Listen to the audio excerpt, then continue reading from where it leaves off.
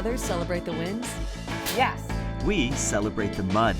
each episode has a special guest. Tony-nominated actress, Broadway's Lily Cooper. Tashir Zameda. David A. Gregory. Getting messy with muddy topics. We are going to be talking about grief journey. With hilarious moments Now get over here. And deep conversations. I'm ashamed to even admit this, but this is what happened. This is Into the Mud. Hello, everybody, and welcome back to Into the Mud podcast. While others celebrate the wins, We celebrate the mud. I'm Alex Cuman.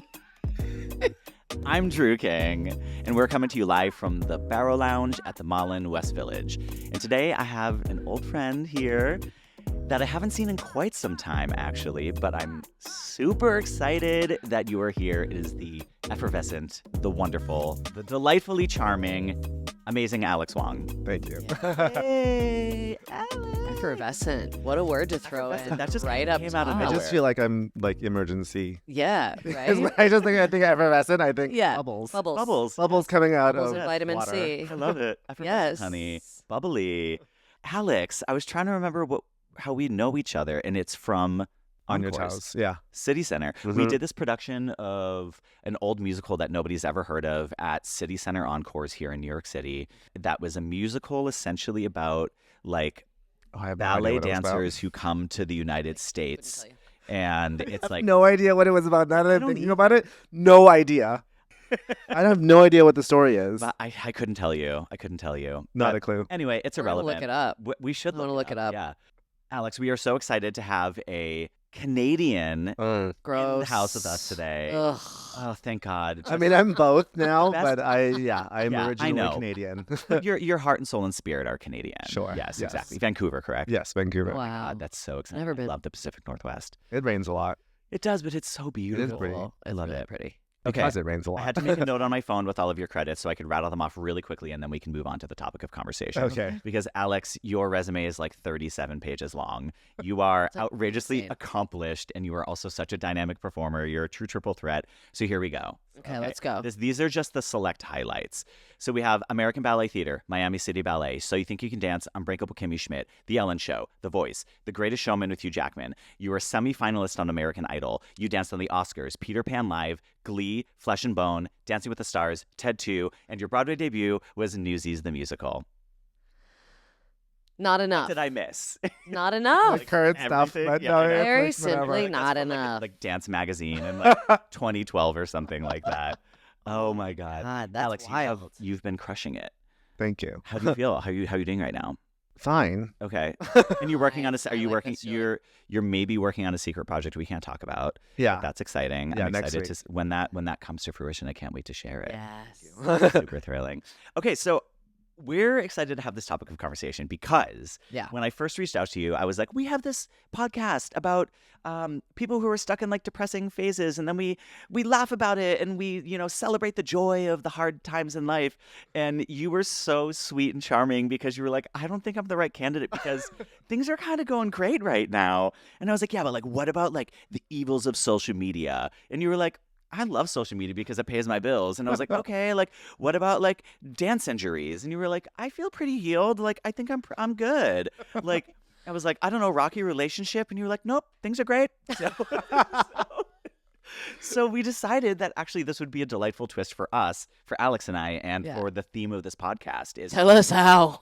you're fucking How do you do miserable. this? So if you could tell us all about joy, because you are so joyful and happy and content in life, for the most part, from what I gather, and as I know you as a human being, Mhm. and you have such a positive outlook on life. And for some other strugglers in life who are not struggling, you know what I mean? You know, No. stumblers, strugglers. Oh I my don't gosh, know. not at all. Winners who Winners. like to talk about struggle. Winners who like to talk about struggle. That's That's a a great way to reframe. frame it, Alex. That's but a reframe. My therapist, I feel like I'm in a therapy session with my therapist. That's exactly what he would have said. Anyway, so we're here to pick your brain about joy. Mm, Yeah? Careful. Great.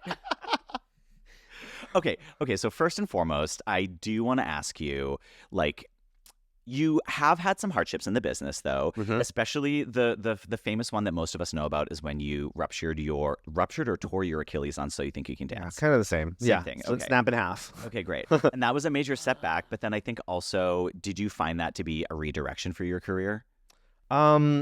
No, I wouldn't say it was a redirection. Okay. But things did happen because of it, which I think I was really fortunate about. So there was a couple things. So I actually snapped both of them. I know you. It was told me like this. one, Yeah. and then the other one a year and 3 days later. Oh my But God. with that said, there were a lot of great things that came out of it. So obviously it was one of the toughest times of my life, I will have to say. That first Achilles, actually no, the second one was also really bad. Looking back on it, I fortunate for it to happen. I think one, from a PR standpoint, it makes me very memorable.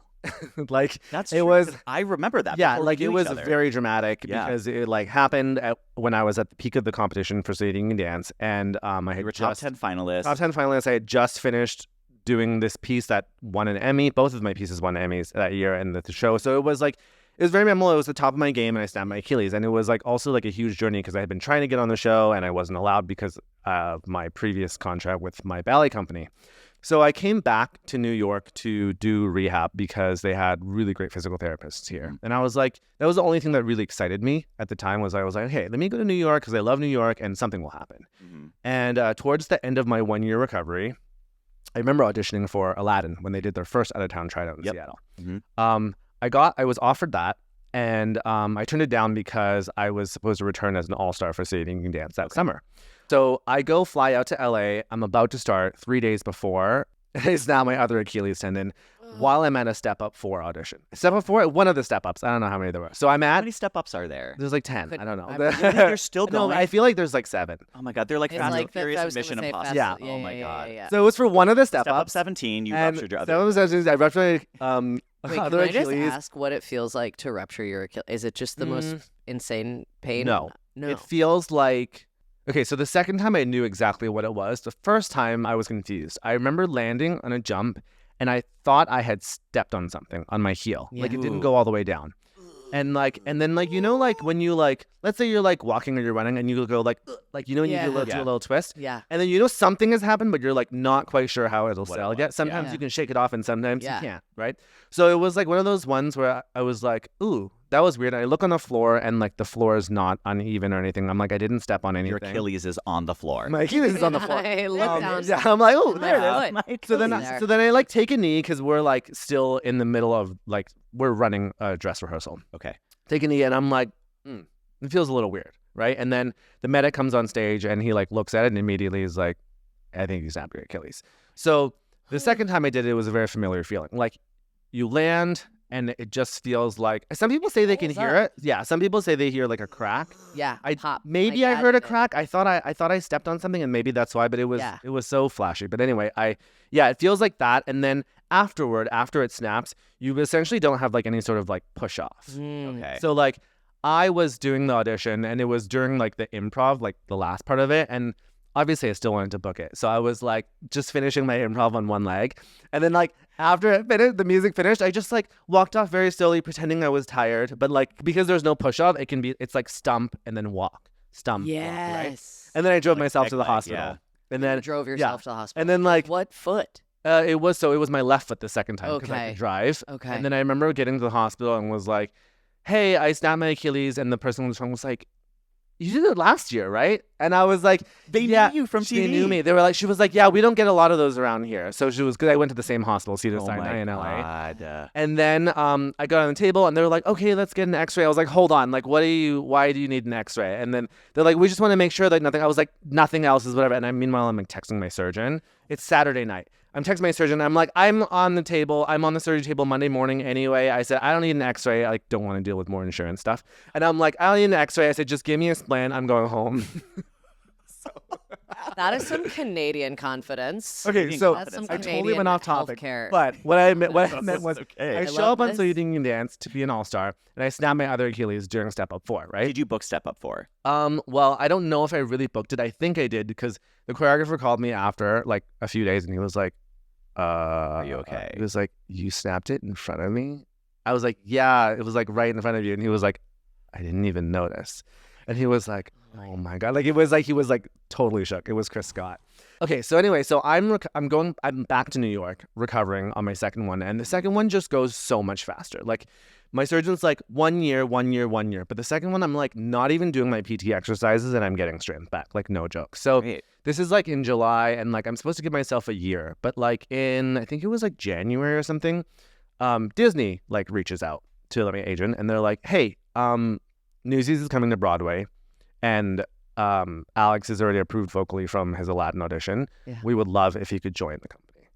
You better book your Broadway debut with an offer only. Girl. So I literally, they were like, we'd just love to like see him for a second and whatever. So it was just like me for like 5 minutes. And they were like, I mean, we know, like it was like nothing. Yeah. So it was great. And then like it happened and I was like, this is going to be like a great recovery show because like I wasn't fully back, but to be honest, like dance wise and technically like Newsies was really easy for me. Like it was because coming from a ballet company where you're just like going like crazy. Yeah.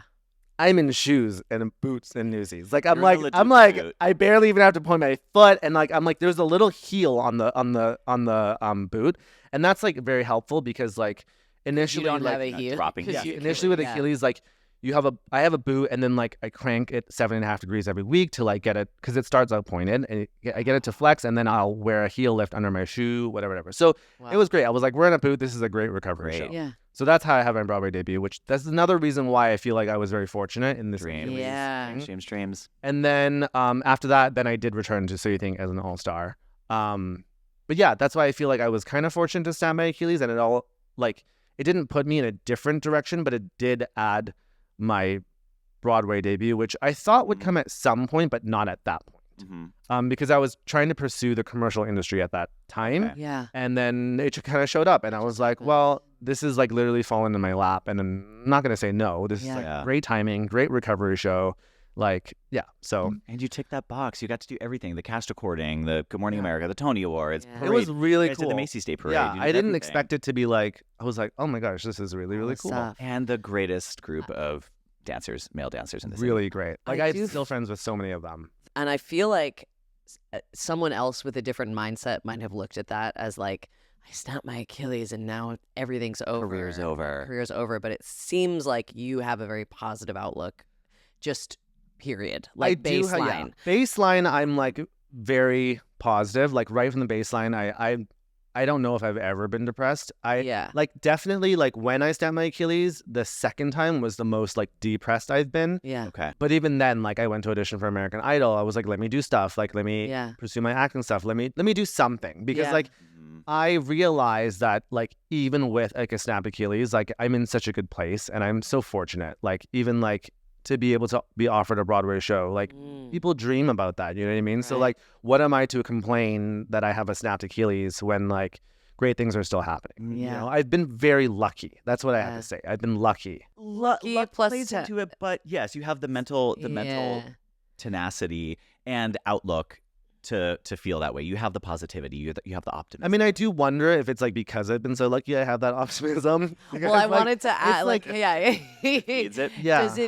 Were you always like that, or like, what was your family environment like? Like, where did you learn the optimism from? Yeah, because I don't think a lot. Yeah, my family is pretty optimistic, I would say. We're very realistic people. Okay. So a lot of the times, so like me myself personally, I'm very optimistic, but I love to say very matter of fact, which things that may sound negative to people. Okay. Very matter of fact. So I'll be like, I don't know, I'll look into a mirror and be like, you're nasty, fat, and gross. And like that in itself. Someone else or to yourself? To myself. Oh. I don't know. I might say that to my best friend. Ouch, Alex. No, I might say that to my best friend. But like we will say that to each other. Like my friends and I, like whatever. And like, I don't see it as a negative thing. Like for me, I look at it and I'm like, okay, like gross, nasty, let me fix that.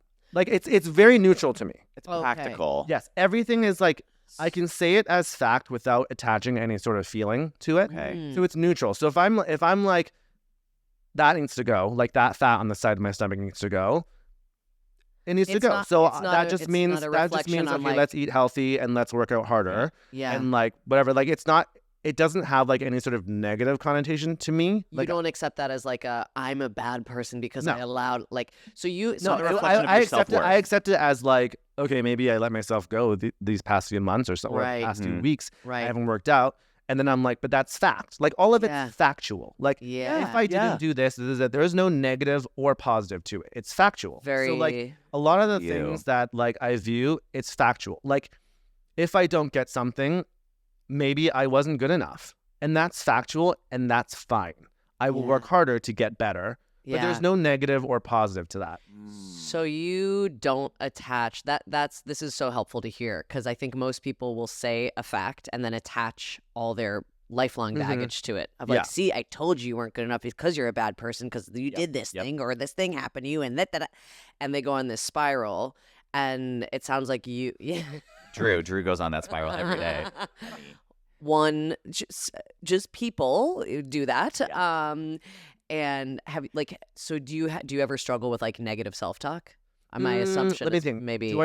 I wouldn't say I struggle with it. I struggle with self-confidence. Okay. So a lot of the times I need to see someone that does something worse than me do what I want to do or what I feel like I like, whatever. And that will give me the confidence to be like, oh, I know I can do that better. So obviously that's acceptable. So then I'll go and do it because I often feel like I don't want to do it unless I'm the very best at it. But like not often is someone actually the best for the job. They're maybe in the top tier, Right. but you may not be the best. No one's really ever the best. There's always someone Right. better than you, right? But I have that feeling of like it, unless I'm really excelling at it, it's tough for me to sometimes do. Yeah. And it's best when I see someone that doesn't do it as well do it, or have a lot of confidence doing it, and that often gives me confidence to do it. I love that. I fall into compare despair and you fall into compare inspire. I love that. Yeah. Opposite. I am That's very really- compare and that's inspire. amazing. So like if I see someone like way better or like does something a lot better or whatever, like I'm like, okay, like how do I get to that? How did they get to that? And how do I get to that?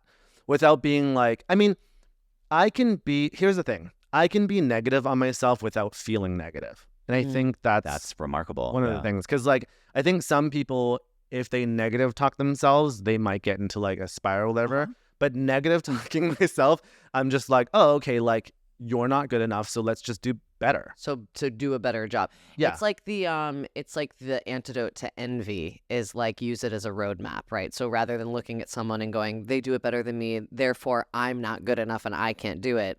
You look at like what a person has and you're like, okay, that person has this thing. What are they doing? What did they do to get that? Like it's using those like kind of sticky emotions as like roadmaps rather than like destructive. Yeah, I think Yeah. I think the main point is that recognizing that just because, let's say, someone does it better or someone gets something that you didn't get, and that it's because that you're not qualified or you're not as good as them. I don't think that's negative. I think that's a fact. Yeah. I'm like, Yeah. well, it's a fact that I'm not as good as them. So let me try to do better or like make it up in another way. Like, Yeah. so when I'm very okay with like going to an audition and someone being like, you're actually not good enough. Like, yeah, that might feel a little crappy, but like, and then I'm like, okay, like, let me think about it. Like, oh, okay, like skill set, not there. Yet. Okay. And then like, There yet. yeah, not there yet. Yeah. And do I have a problem with that? Maybe that I want to be better. So then I will try to improve that skill set. But there's no negative or positive, like really like attached to that. Like if someone says you suck, that's not necessarily negative. It could be fact, you know? Yeah. And so like, I don't know. I do think it's Suck. You suck. Fact. And that's a fact. And that's a fact. Facts. Facts. honey. My suck. God, you suck. Get better. It's true. I though. actually really dig that. I really dig that as like a yeah, it's not like it's a fact, but you don't have to hang your self-worth on You don't it. have to hang on the fact that you suck. You can be better. And Yeah. that's another thing is that like if there's something I want to do or I want to achieve, I will put into motion immediately until I get that or I don't want it anymore. Either Yeah. one, right? Yeah. So I think that like a lot of people also wax and wane on like, oh, like I wish I could do that. I want to do this. Yeah. I'm like, well, what's stopping you? Why don't you just do it now? Yeah. Yes. There's always some sort of the action excuse, piece. right? Yeah. I'm like, if I really want something, this is the thing. It's like, it's not like, well, maybe it is a gift, but like if I want to do something, I want it badly that I can't think about anything else, and I will do it. Mm-hmm. So Yeah. That's amazing. Love that.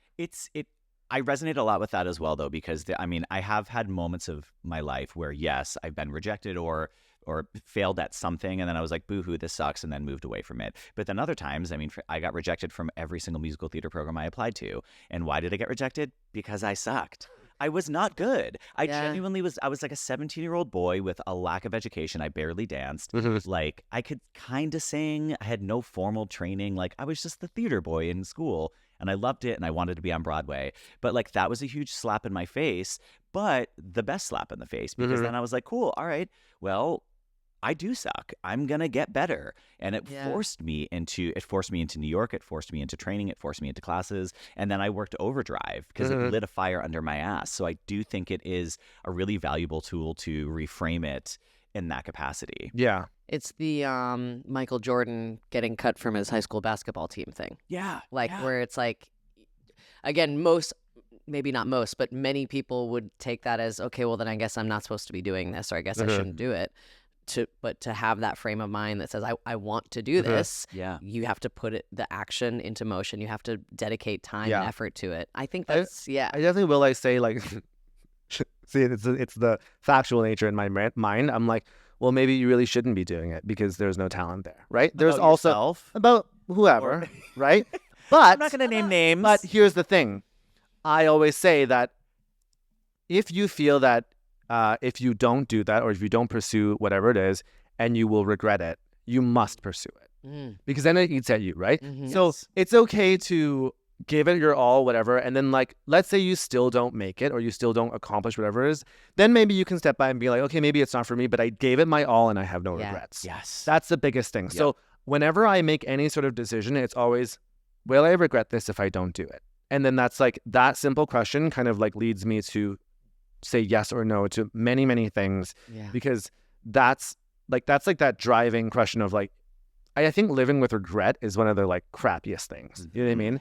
And so it's like, I always ask, well, will I regret if I don't do it? And if it's yes, then I make sure I do it, right? That's Langston Hughes' Dream Deferred. Do you know that poem? No. We'll attach it in the link. It's a beautiful poem that Langston Hughes writes essentially about saying, if you love something and you want something in your life and you don't pursue it, it becomes like a seed of rot, essentially. 100%. And will eat away at you because you'll just be filled with regret and resentment. 100%. So it's like, if you have that dream, you have to pursue it. It's really beautiful. I'll send it to y'all.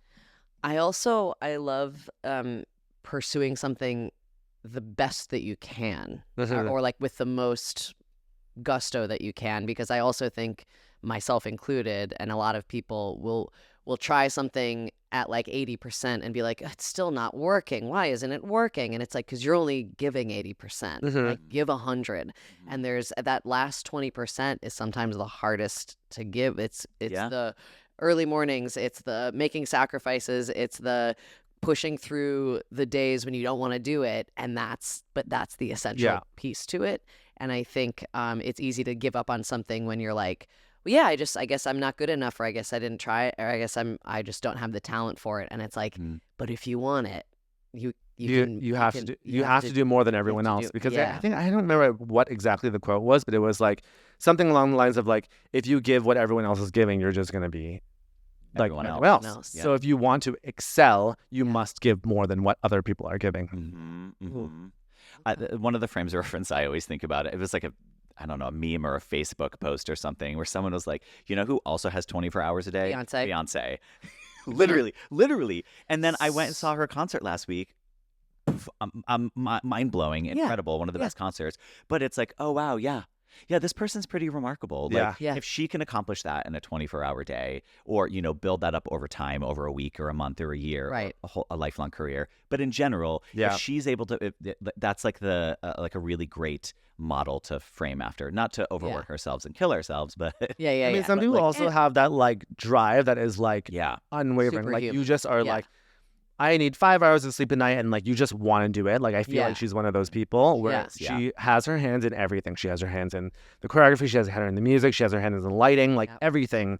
And like I think people don't realize like celebrities that are like in the like whatever, like how much they're doing. Like they're spread so thin, and they're being dragged left and right for little things here and there that I'm like I think people expect a lot out of like our celebrities. Like we look to them as like, oh, like they're stars and whatever, but like they're being pulled in so many directions. So many different directions. And it's they're not also, as a caveat too, there's also a lot of things being done for them. There's a lot of stuff off their plate that they don't have to deal with. Totally. That's also important to keep in mind, where it's like, yes, we all have 24 hours, but like she's got a different kind of 24 hours. She's not at home. She like, has a different editing kind her of drive. music videos.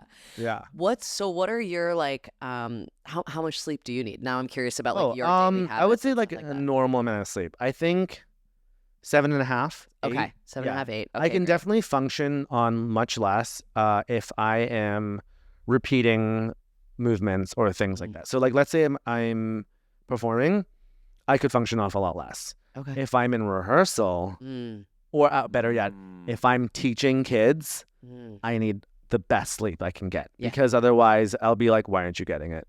Yeah. Like the patience is gone. How old are the kids that you work with? I work in conventions, so anywhere from 5 to 20. Kind of. Okay. Yeah. Okay. So it's okay with like the senior kids because like I don't have to sugarcoat things as much. Yeah. But like if it's the younger kids, I'm like, You don't have it. I'm like, what is that? Disgusting. What is happening? You're 5 and you don't have it. Basically. So Get on your leg, honey. Yeah. You know what I'm just remembering? I think the last time we hung out was we were working at a convention in Miami. Do you remember this? And it was literally the week before COVID had broke out. We were it was in, what was it? Can you tell me the convention name? I don't know. It was like some onomatopoeic word. Onomatopoeic word. That's like, you know, like boom, bang, shebang, or pulse, or like vibration, or I wonder what it was. Adrenaline? I didn't do adrenaline. I didn't do adrenaline. It was so you were teaching on it too? No, I was selling merch. You were teaching. You were selling merch. I was selling merch. You were teaching. Okay. We were at this hotel, and it was literally the week before COVID broke out. And you were there, and I was like, hey, and I think we like got like a sandwich or a drink at the bar or something like that. It was like a very brief hang. How cute. You're like, how cute. I loved it. Great memories. you're like, I have no recollection of No, that. it's like I go out almost every weekend for these I conventions. know, they're exhausting. And like sometimes I can't. Not sometimes. I always can't decipher one from the other. Like I'm like, it blurs together. I'm like, oh. Yeah. What are your schedule? What is your schedule like? Of course, as a freelance artist, you're doing this gig and that job, and then you're going away for the weekends. Do you find that you generally have routine throughout the day though? Like even if you're away on a convention weekend, are you still like, okay, I'm still waking up, I'm making my oatmeal, I'm doing this thing, or do you have structure or not in your life, and how does that affect your joy or mood? It's pretty sporadic. Okay. So based on what I'm doing, so let's say, okay, last summer was like the longest chunk I had of like a TV film job recently. So that was like 4 months. It was shooting Twyla on Amazon Prime. Oh yeah, that's right, with Marguerite Derricks. Yeah. Yeah. And so I had a routine then because it was like Monday to Friday, get up at 4:30 a.m. because, we're on set by 5:30. Oh my gosh. And then like you do whatever and then go home and you're dead and whatever, right? So that one, like when I am on those types of schedules, there's a very like kind of set schedule. Okay. When I'm not on that type of schedule, like for instance, like now, today I had nothing to do. So I woke up leisurely and then I went to the gym. So I'll go to the gym for like an hour or two. And then I might eat lunch after or later, and then I'll do whatever. I might see friends, I might do some social media stuff.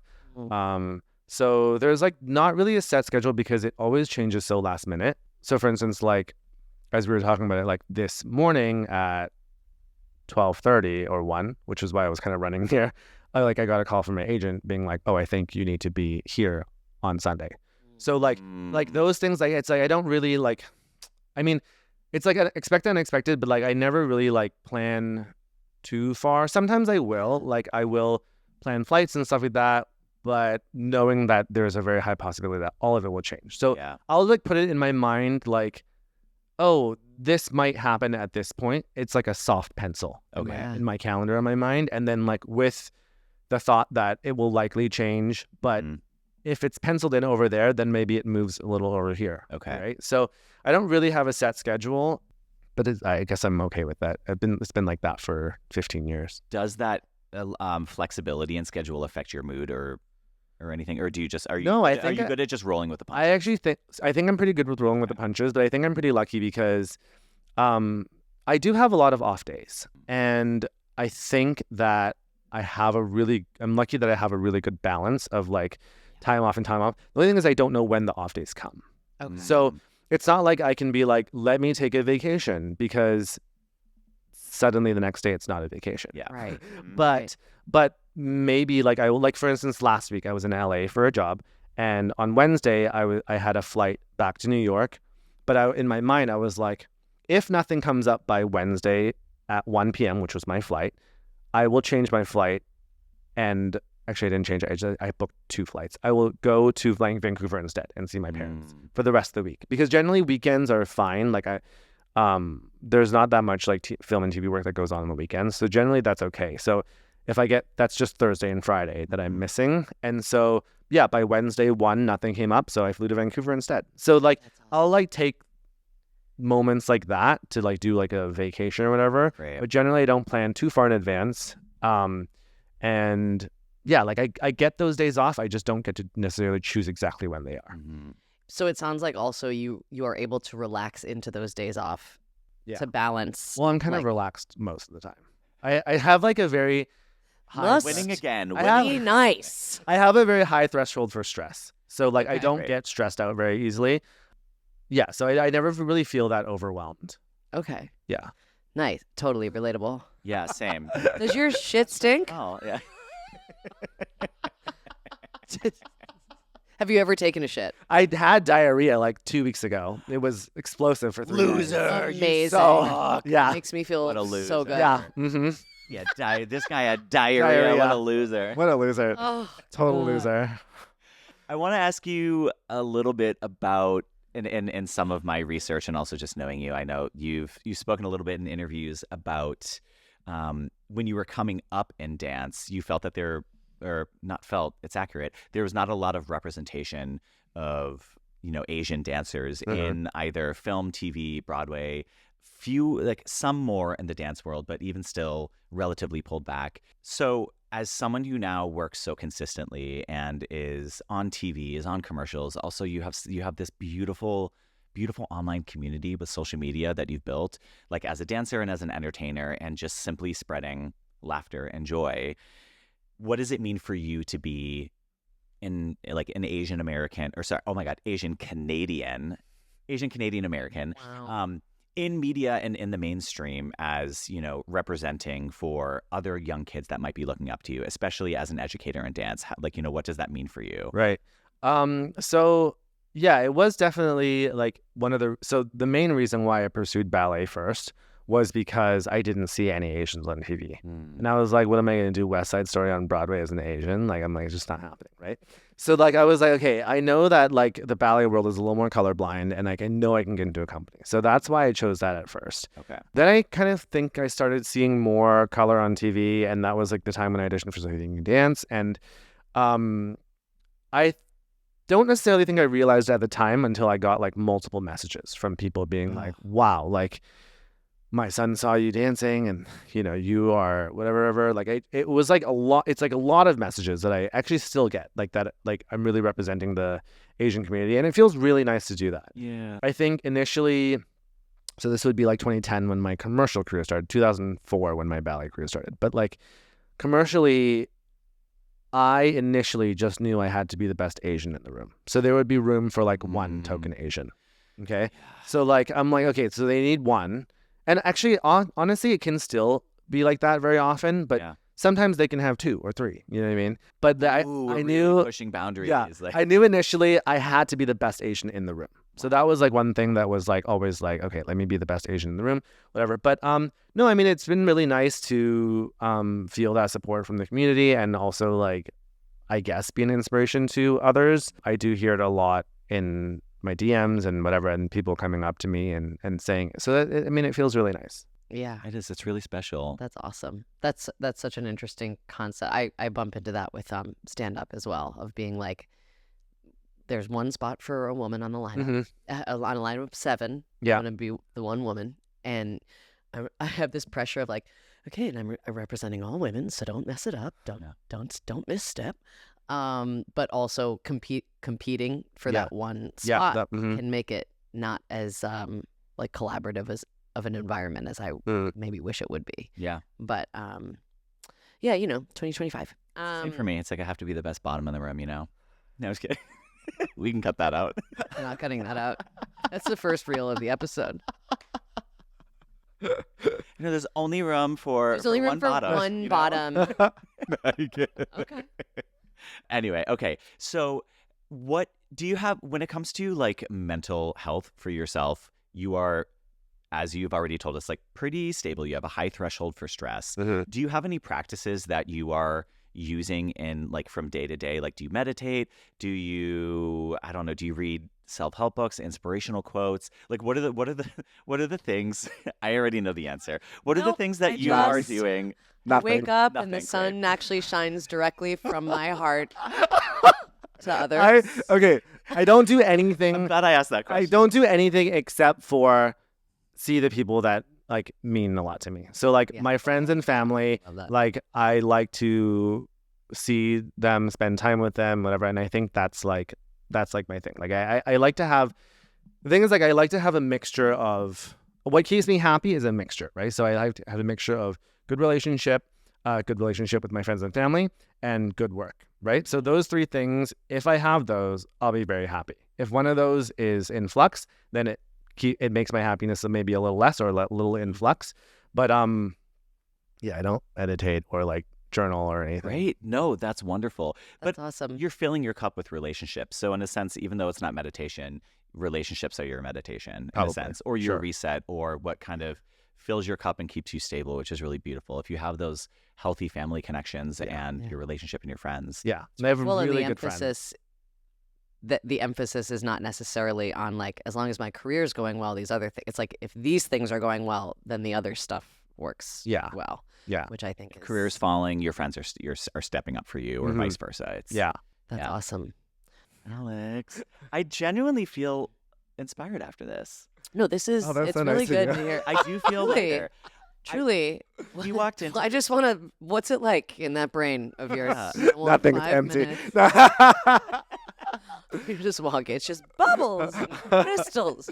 No, it's not bubbles and crystals. Like I said, like, it's mean. It can be very, very mean, but it's also like there's like not that much like negative or positive equanimity added to it. You know what I mean? There's equanimity. There's a lot of like factual things that can sound very mean. Yeah. But I don't really see it as that mean. Yeah.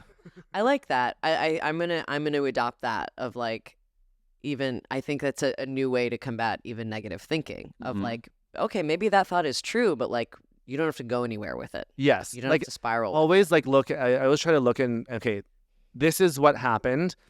What actually happened versus the story around it, the feeling that's attached with it. So you're really good at comparing facts compared to stories. Yes. And you are I'm a factual person. You are our compare, inspire poster. I like that. Compare, inspire. Big. Oh my gosh, Alex, thank you for Yes. coming on. Thank you for having me. Chatting. Do we have our little rapids? Okay, here we go. Rapid fire. Okay, so Alex, Top take of it away. mind. Okay, flip flops or barefoot? Ooh, neither. Do you pee in the ocean? Do I what? Do you pee in the ocean? Yeah, I have. Would you rather fight off a swarm of bees or be trapped in a porta potty at a festival? Oh, porta potty festival, no problem. Ice cream or popsicle? Ice cream, I guess. Sand in your sandwich or sunscreen in your eye? Sand in my sunscreen on my eye. What's the most amount of pirouettes you've ever done? 15. But then also, like, in my dreams, there's been, like, I've done 40, like, on repeat. And I'm so bored. I'm so bored that I decide to come down. Wow. That's incredible. Okay. Kill, fuck, marry. So you think you could dance Greatest Showman, Newsies? Okay, I will marry Newsies. Okay. I will Kill. So you think you can dance because it's already dead. So, Okay. So that's right? easy. That's yeah. And then I guess I will. I will fuck the Greatest You'll Showman. fuck the Greatest Showman.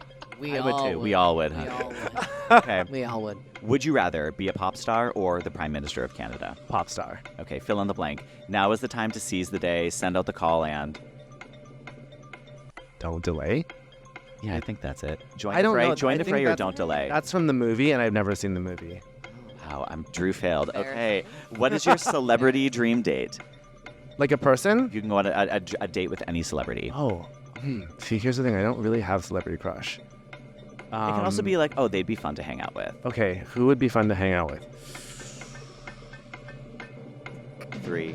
No. Hey, I know No. it's embarrassing, but you Ariana Grande? I don't know. That's not even a person. I was like, you can just say Ariana Grande, and you said it. Ariana Grande. Wow. Wow. You even Mine think that would melting. be my person? Mine melting. Ari, did you hear that? Alex wants to hang out with you. Alex wants to hang out. Yeah, so make it happen.